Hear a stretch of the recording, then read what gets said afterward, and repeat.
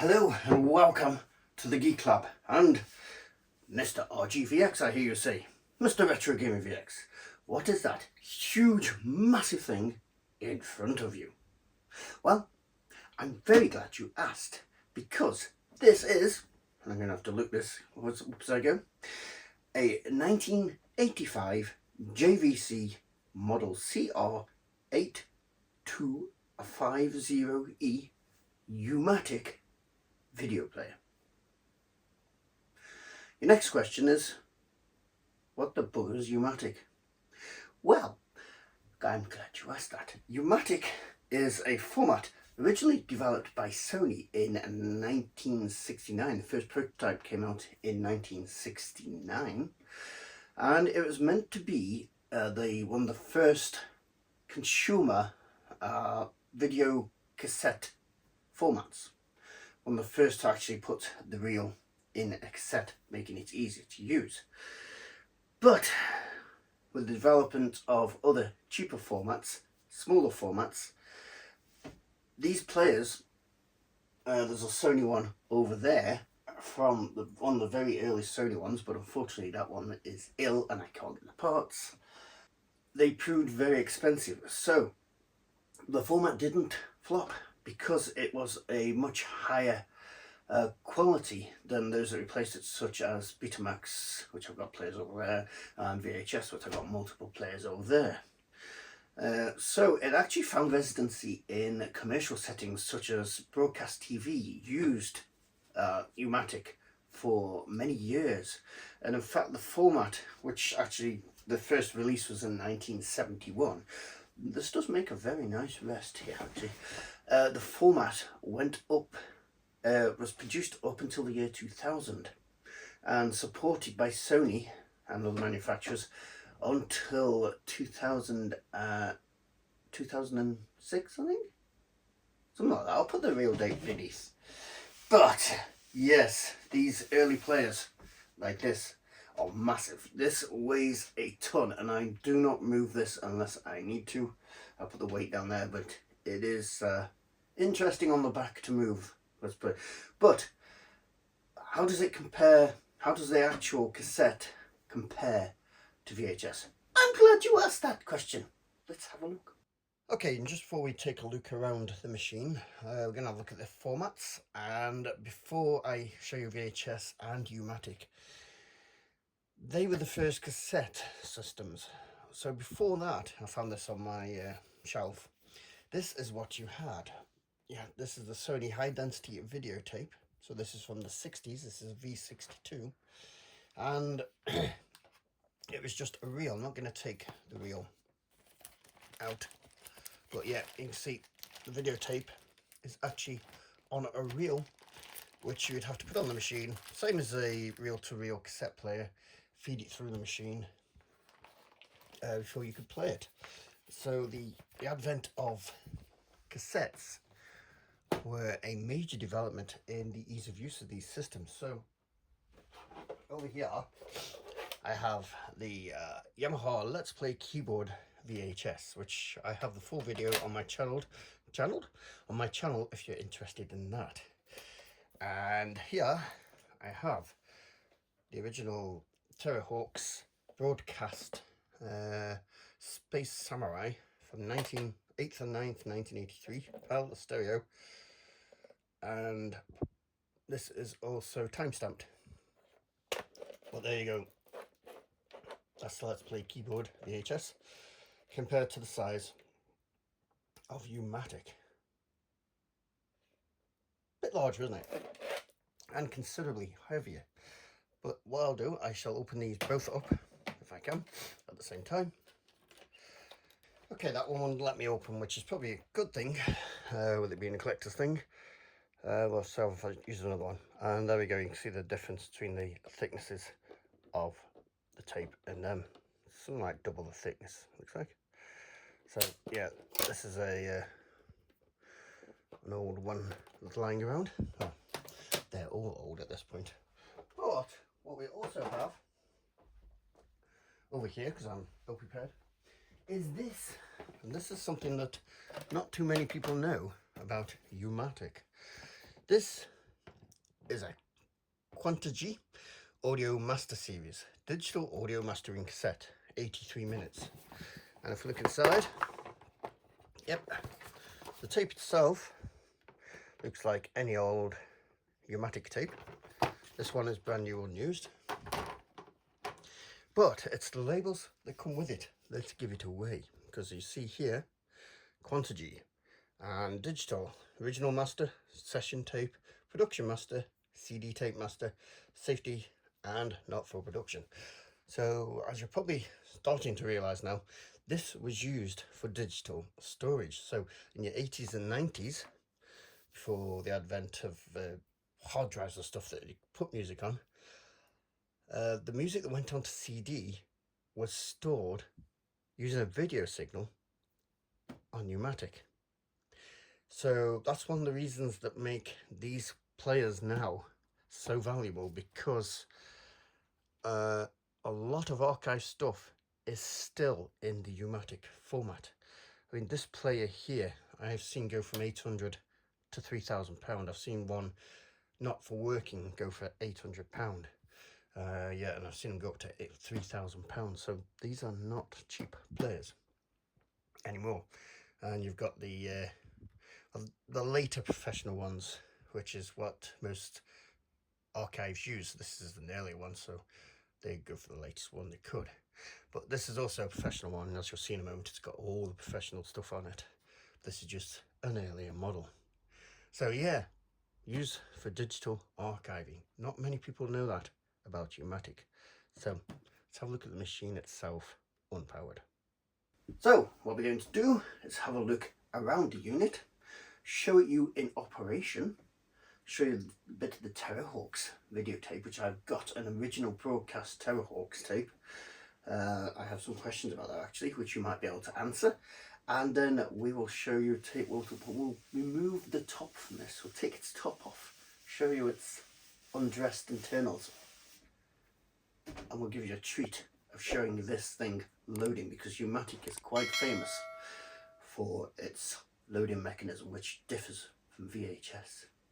So, first things first, introducing my little Samsung monitor. This is a quite legendary monitor. I will give you the model number in an appropriate video, but it's quite a famous retro monitor because it supports TV, composite, it's got PC obviously, and even SCART. So it does everything. It's the dog's dobbers. Mine's a bit damaged there, but there we go. So before we look at this, just say I actually found this in a skip. This and its brother were being thrown out. And out the box, apart from a good service and clean, this worked. So let's have a look around this thing. Okay, we're gonna have a look at this first unpowered, because when you hear it switch on, you'll know why I kept it unpowered. So at the top, you've got 3 gauges. These are level gauges for video signal, audio 1 and audio 2. On the back there is multiple inputs, so you can have input from a TV, input from a line, or FM dub. I am not an expert, so I'm not sure what that FM dub is. Next to that, if you know, then please let me know. Next to that, we got the video recording level, AGC, automatic gain control. I think, yep, probably. And then pull that, and the automatic gain control is off and on. Audio 1 record level. It's got a limiter, so that limiter's on and off there. And same with the audio 2. So you've got the record button here, and your edit, start and stop here. So you press record, and then you can, it's like a pause button really on that one. You've got your insert, and the first button says SM. No idea, let me know if you do. I'm sure there's many people who've used these systems watching. You've got audio 1, audio 2, all at the back, or video so you can dub over audio and video.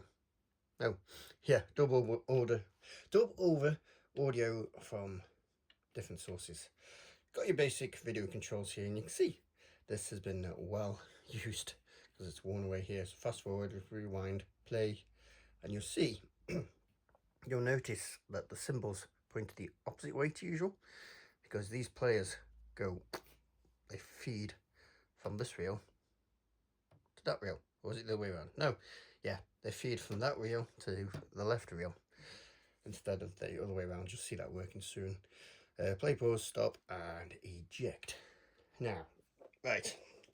Okay, to do this, I'm using one of the old spare tapes. I'm not using the Terrahawks, just in case something goes wrong with this, because you never know. It says reliable, but you never know. Might just eat your tape and don't want it eating that one. So, power on. And now you can hear why I've kept the power off, because you've got that fan which runs all the time. So press eject, up comes that, we insert the tape, and this is where it gets vicious. So if I push this, woo, snaps away, and then starts its loading procedure. There we go, and it's loaded. We'll show you that in a moment once we finish the tour. Press eject, does this massive unloading thing, and our tape pops up. Now you've done that, you can't actually just press it down. It won't let you, and to force it would bugger it. This one, you have to use this lever to the side here to shut it if it's got nothing in. Yeah, it's a strange design, but it works. So let's move on to the left panel once we shut this up. There we go. Okay, on the left panel we've got the clock counter, which if I quickly switch this on, you'll see come to life. The banging noise is because I've got this hooked up to speakers, so that's making noise. You can see there the clock counter, which can be reset as usual. Counter reset. And you've got auto mode, which has got search, off, and repeat. Again, no idea what that's for, so let me know if you do. And sync, so you've got external sync and video sync. So obviously these are, again, professional editing things, which I don't know, never used. We've got the audio monitor, so you can monitor audio 1, audio 2, or you can mix. That's pretty simple. Video mode, color, auto, or black and white. So again, that's showing the age of the system, because still a lot of stuff was recorded in black and white. You got tracking, which I've never actually had to use in this, because every tape I've used just automatically tracks, which is nice. Power button, skew, I forgot what that does. But it moves the picture around anyway. I'll tell you how much that is. And the horizontal phase. We've also got your compartmentary track button, which we've already shown you here. So let's have a look down the front. Now on the front of this one, you've got your headphone jack and microphone jack. This headphone jack on this particular one is a little bit buggered, because we put a headphone thing on, headphones in, and then as we pulled it out, the front of the headphone jack fell off. It's stuck in there. So I'd have to do major surgery to get that off. In fact, I'd have to take the base off, so it wouldn't be that difficult, but yeah. I don't need to do it, so I'm not going to do it. Let's go around the back.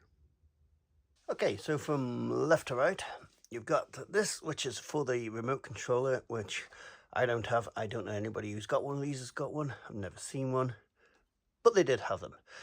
You've got the frame servo, which is, it says color frame, frame or off. Again, don't know what that's for. Please leave in the comments if you do. Got your audio in, which are both XLR. You can change the level there between 20 decibels or 0 decibels. So you've got channel 1, channel 2. Got your audio monitor, which is XLR again, which I've got connected up at the moment. Going to a sound desk, which goes to speakers to get you some sound out of this. Got your audio out. a level which you can change between 0 decibels and 20 decibels. There. TV. So this had a sort of custom TV thing which went to a monitor. Again, never seen that in use. Don't know anybody who's got one of them. You got your video monitor, which we've got running out. These are all, what do you call these? I forgot the name of these, but they are the professional connection. And I've got this running out to the TV monitor. It's converting this into a SCART signal to get a nice picture. Further over, we've got sync in and out. Sorry, sync in and SC in. So if you know what they're for, let me know. It's all editing again. We've got the FM dub in and out, and the video in and out. And over here, you've got the colour dub, which is difficult to see what that says. Can we see on the camera better? Let's have a look. There we go. On and off. Colour dub, on and off. So again, let me know if you know what that means. And as you can see here, this was last pat tested in 1992. Yes. This also has an interesting gadget on the back, which we'll see now. So over here is this gadget. I don't know exactly how these work, but what it does, when it's new, it starts at the left-hand side, and over the course of 1,000 hours, it works its way over to the right. Now all this is red. I can't see any other little gauge or anything in there, so I assume this is hit 1,000 hours. So it was a way of knowing how long this had been run for. Obviously, this being intended to be a professional device. So that's quite interesting, at least in my book. So what we're going to do now is the bit you've all been waiting for, I suppose. We're going to get a top off and have a look at loading a tape from as many angles as we can. Right, I have delicately unscrewed her, and let's slowly take the top off and reveal the goodness that's inside. Oh yeah, look at that. Wow. So, what we find inside is like VHS, but on steroids. Now, it may be difficult to understand the scale of this, so this is the main head here. Dangerous voltages, and it's plugged in. So, yeah, needs a bit of a dusting. Been a while since it's been out, but that's a VHS tape. That is my hand. That is the size of the head.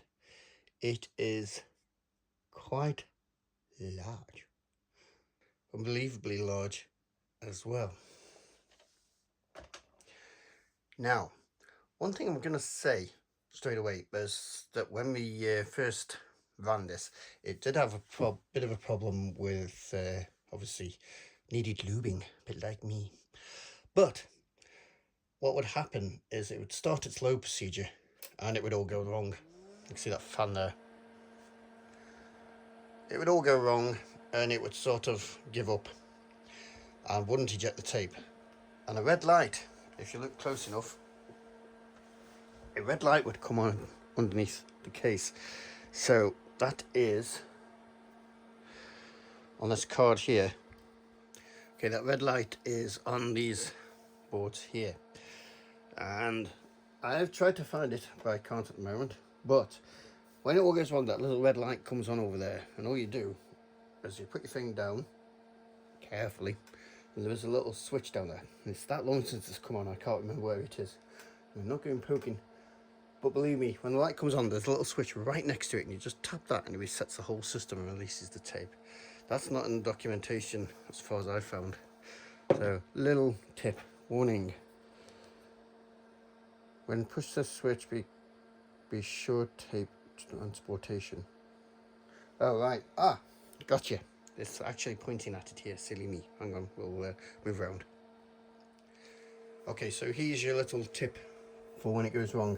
This little arrow points at where the red light is down there, and a little button. Just press the little button, it'll reset the whole system, and you can get your tape out.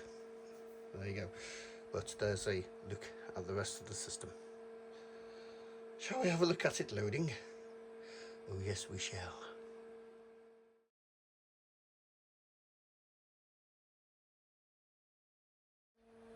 Here we go.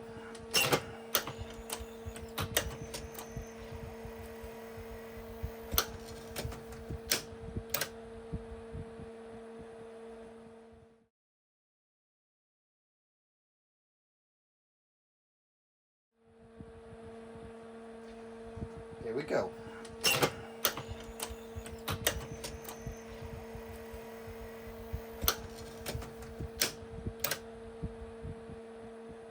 And if you want to see that in glorious slow motion, well, who am I to deny you that?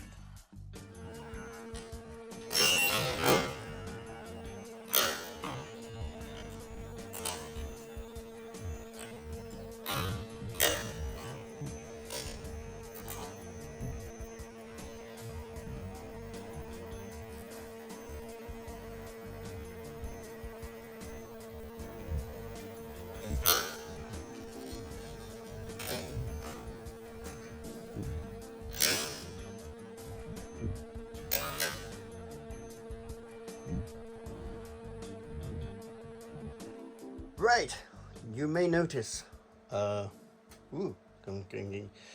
we have an image up already. Now this is because I did put it in and set it up to play, but we got snow. So I've left it in, and hopefully we won't get snow on this one. We'll play around with it until we do. Normally it works fine, but as soon as you try and record it, I'm going to play up as usual.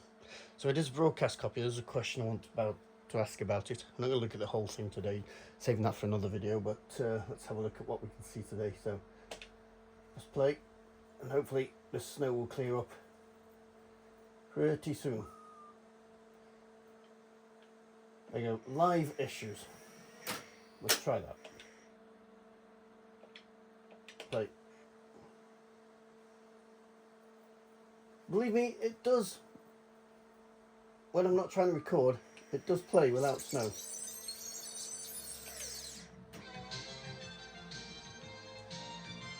Right, I'll play around with this again, and we'll come back when I can get a picture without snow.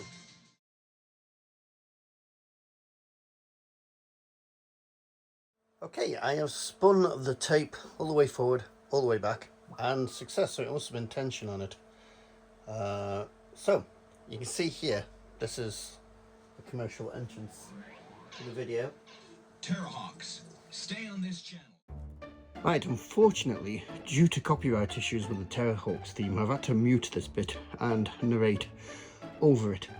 But what we were saying here is the quality of this would have been broadcast quality.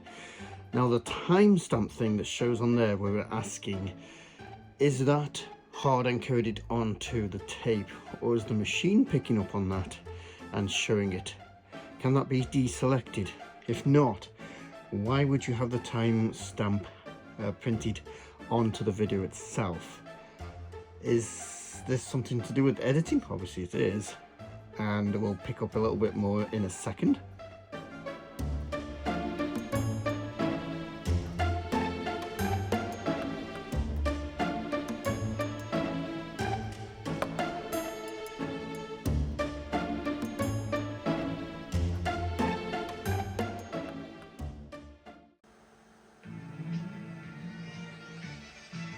I think there's a sponsor's message thing that comes up. Yeah, sponsor's message, there you go. That's for the advertising bit. So I don't know if this is for maybe timestamps so you could add in adverts, something like that. Let me know if you have any experience with that sort of thing down below. So there we go. I shall get this, I shall do my best to get this digitized. The only issue I have is I can't get sound direct from this because I didn't have an adapter, so we're going to have to use a microphone to get the sound. But other than that, should work fine. Right. Okay, it did turn out that the snow on that image was user error. But a quick diversion, we have this Sony VO2630, which is a really early one. But it's got a few issues. It starts up, but you just get power to the fan and the head spins, and that's about it. I know the keyboard is cracked. I've been working on that. I'll be doing all the connections, and that seems to be working better. But one of the issues it has, there is a delay line on one of the video cards which is exploded, and try as we might, we cannot find the part. They don't make delay lines like that anymore. I'll put an image up of it and see if I can put an image up of the part itself, part name and all that. If anybody knows where we can get them, or some sort of modern version, then please let us know, because we would love to get this even older machine working well. But yeah, a few issues to go with it. So thank you in advance if you can help with that one. So there you go, that's the JVC, I've got to read this, CR8250E U-matic player from 1985. Definitely now a relic of the past, although due to archiving techniques, still useful. I hope you enjoyed this. I hope you found it informative and enlightening. Look forward to a few future video ideas I've got with this. We're going to get sexy. And yes, if you enjoyed this, then please like the video, subscribe, and leave any relevant comments about your experiences or any advice you may have for this or the Sony over there, which is poorly. And it just remains me to say thank you very much for watching.